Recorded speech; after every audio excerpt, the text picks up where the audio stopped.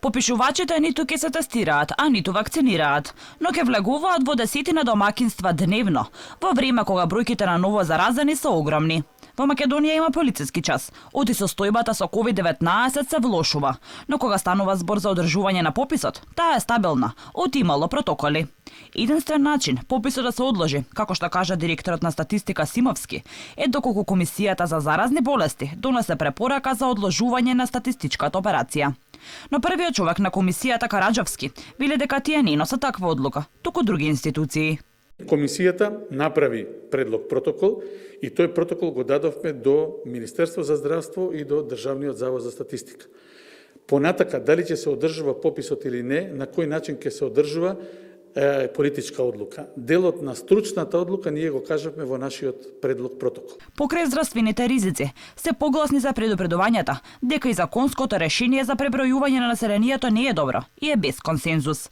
Поранешниот министер без ресор во владата на Заев, Аднан Кјахил, го критикува предлог законот за попис. Без да прашат никого или во затворени кругови, се носи закон за попис, каде што вела дека тоа е статистичка операција. Се согласувам. Ама ако е статистичка операција, тогаш зошто се носи политичка одлука? Дека имаме ние пар екселанс политичка влада.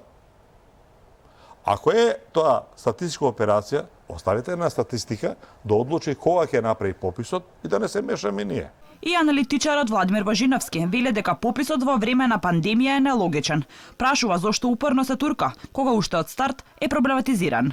Имате сериозни проблеми во самиот закон за попис. Имате сериозни проблеми во самата методологија за попис.